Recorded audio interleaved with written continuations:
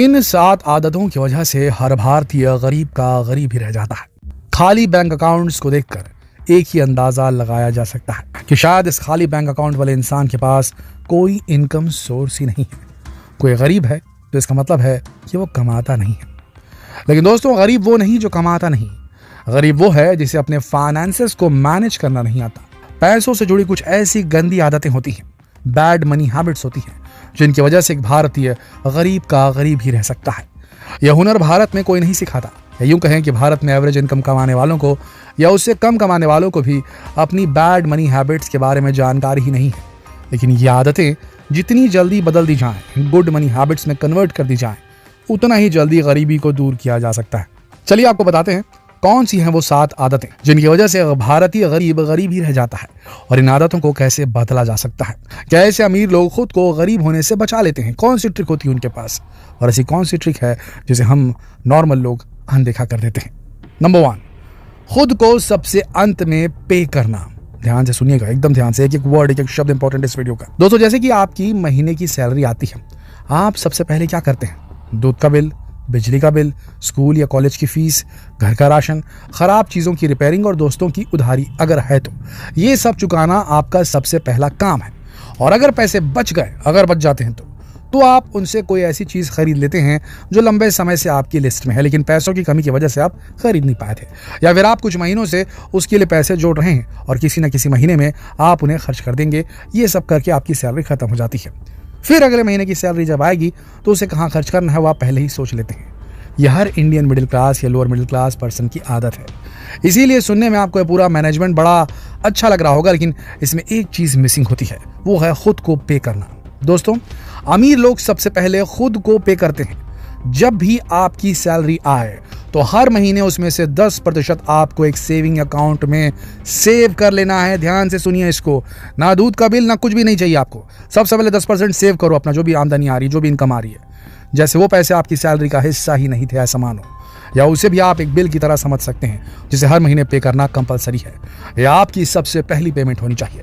जब आप ये 10% लेस करके बाकी बची सैलरी से पूरे महीने का खर्च निकालेंगे तो आपका दिमाग खुद ही सभी एक्सपेंसेस को मैनेज करने के तरीके निकाल लेगा और आपको ये भी पता होगा कि साथ में आपकी सेविंग्स भी हो रही है।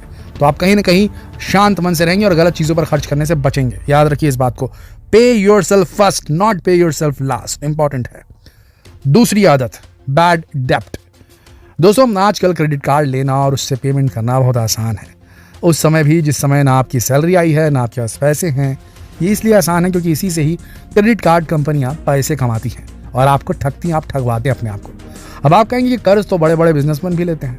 दोस्तों, वो लोग अपने बिजनेस के लिए कर्ज लेते हैं, वो महंगे जूतों के लिए कर्ज नहीं लेते, वो फॉरेन ट्रिप्स के लिए या फिर अपने फैमिली के साथ किसी ट्रिप पे जाने के लिए कर्ज नहीं लेते।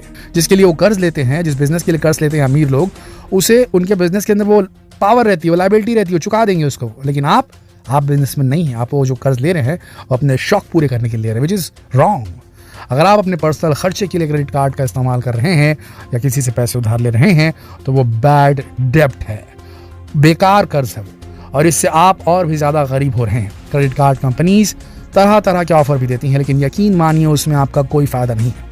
हाँ, किसी हेल्थ इमरजेंसी की बात है या एजुकेशन लोन है तब आप क्रेडिट या लोन या उधार लीजिए, लेकिन कोशिश करें कि ऐसी नौबत ना आए।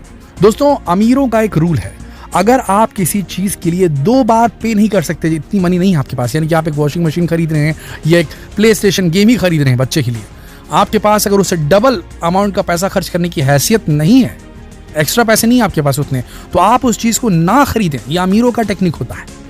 हम क्या करते हैं, हमारे पास पैसे है ही नहीं, डबल पेमेंट तो छोड़ दीजिए, डबल हमारे पास में क्या बोलना चाहिए, स्टोर में स्टाश रखा है, ऐसा नहीं है, हमारे पास पैसे ही नहीं है, फिर भी हम उसको खरीद ले रहे हैं, तो हम बैड कर्ज ले रहे हैं। अगर आप ये रूल फॉलो करेंगे अमीरों का तो आप खुद को बैड डेप्ट से काफ़ी हद तक बचा पाएंगे।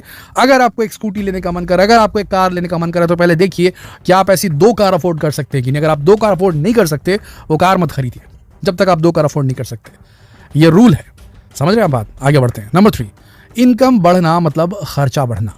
दोस्तों, आपको गरीब बनाने में इस आदत का सबसे बड़ा हाथ। मान लीजिए आपकी सैलरी 25,000 है, मान लेते हैं अभी के लिए, आप उसमें अपने सभी एक्सपेंसेस को मैनेज कर रहे हैं।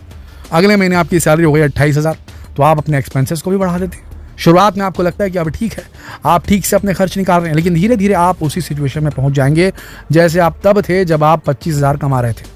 दोस्तों, आपको ये आदत बदलनी है।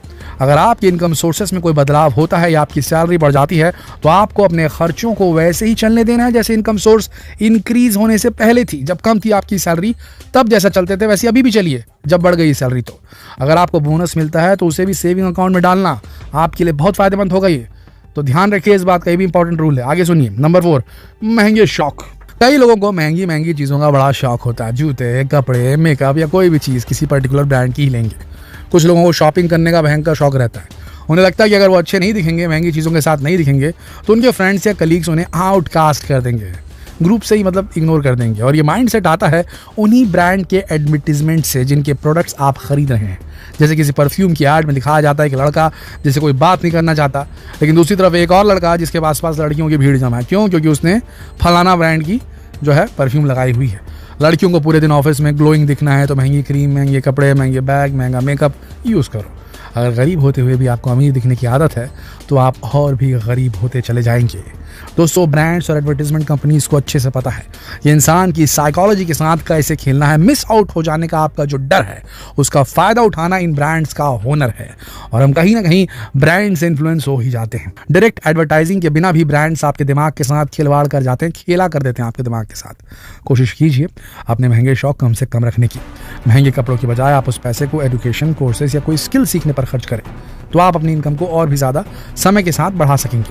अमीर लोग हर महीने अपनी इनकम का एक हिस्सा किसी स्किल को सीखने में खर्च करते हैं। सोशल मीडिया एडवर्टीजमेंट आपको ये कभी नहीं बताती। वो तो बस अमीरों के लाइफस्टाइल के बारे में बताकर हम सबको गरीब और खुद को अमीर बनाती है। समझ रहे हो कि नहीं? लाइफस्टाइल दिखा रहे, फलाना गाड़ी है, ये है, वो है। आदमी सोच रहा है हाँ वो गाड़ी रहेगी तो मैं भी अमीर रहूंगा। उल्टा है इसका।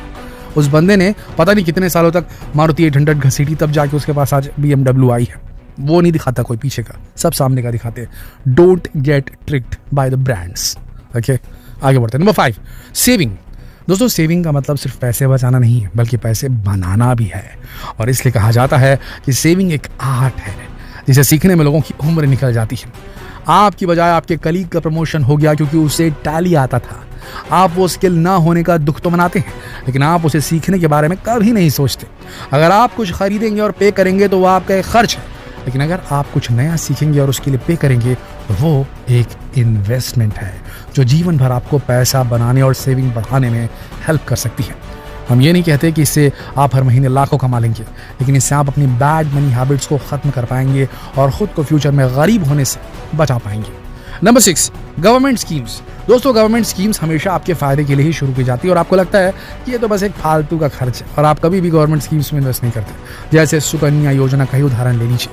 अगर आप किसी एक्सपर्ट से पूछेंगे तो आपको पता चलेगा कि आने वाले समय में ये स्कीम आपको कितना फ़ायदा करा सकती है। दोस्तों, आपको हर एक गवर्नमेंट सेविंग स्कीम की जानकारी होनी चाहिए और जो भी स्कीम आपको सूटेबल लगे उसमें इसी महीने से इन्वेस्ट करना शुरू कर देना चाहिए।